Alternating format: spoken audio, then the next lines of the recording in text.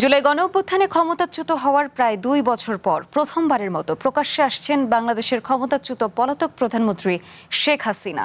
ভারতের রাজধানী নয়াদিল্লিতে একটি ভার্চুয়াল অনুষ্ঠানে তার বক্তব্য দেওয়ার কথা রয়েছে। এই খবর প্রকাশ্যে আসার পরই বিষয়টি নিয়ে ভারত সরকারের স্পষ্ট অবস্থান জানতে চায় ঢাকা। অবশেষে এই নিয়ে আনুষ্ঠানিকভাবে মুখ খুলেছে দিল্লি। মঙ্গলবার ভারতের পররাষ্ট্র মন্ত্রণালয়ের মুখপাত্র রণধীর জয়সওয়াল দাবি করেছেন, ৫ August foreign correspondents club of south Asia আয়োজিত এই অনুষ্ঠানের সাথে ভারত সরকারের কোনো সংশ্লিষ্টতা নেই।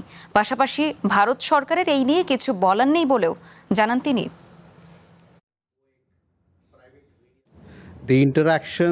আপনারা যে অনুষ্ঠানের কথা বলছেন সেটি একটি বেসরকারি গণমাধ্যম আয়োজন করছে। আমি নিশ্চিত করে বলতে চাই যে এর সাথে সরকারের কোনো ধরনের সম্পৃক্ততা নেই। এই অনুষ্ঠানের উদ্দেশ্য এবং এতে যাই বলা হোক না কেন, ভারত সরকার সেগুলোকে সমর্থন করে না।